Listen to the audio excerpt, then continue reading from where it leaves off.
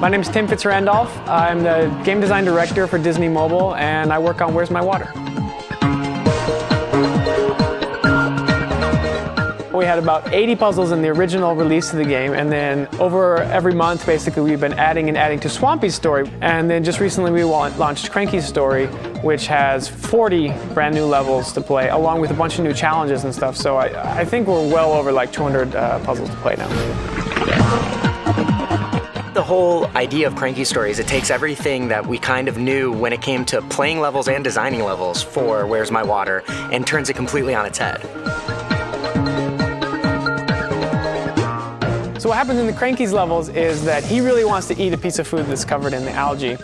The purple water can destroy the algae, can eat it away. So now the gameplay is quite different in Cranky's story because what used to be bad water is now good, what used to be good water is now bad. So all the rules have been kind of flipped upside down. You know, at first glance, it kind of seems like just a simple little trade, but in reality, it allowed for a lot of different strategies and different things that we wanted to showcase. The idea that, for instance, dirty water combined with clean water creates more dirty water. In a Swampy level, that's a terrible thing. But in a Cranky level, when we combine, we can create more of the purple water, and you're able to, by the end of the level, create enough to satisfy Cranky.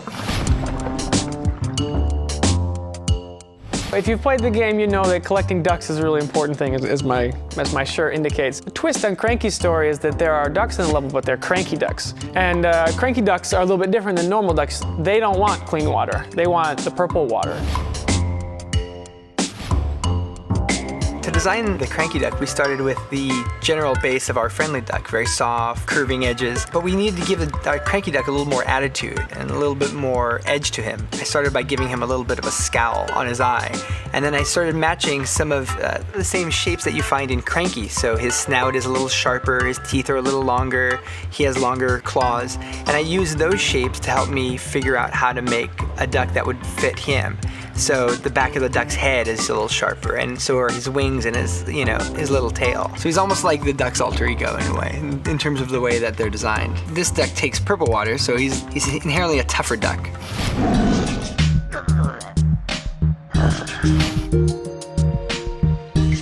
Lots of players love finding all the collectibles in the game. So for Cranky's story, since he's not a collector, we've given you Cranky's Challenges, which is a way to go back to some of the levels you played from Swampy with new goals. As a designer, this was one of the most fun things to do because I got to go back into all the Where's My Water levels that I loved playing and find places for new objectives and new sort of ways to play those levels. For example, Cranky will issue a challenge to go back to an old level you've played before, but beat it with cranky ducks. So it's a level that you might think, I already mastered this level, but now you have to go back and try and figure out a way to play it differently.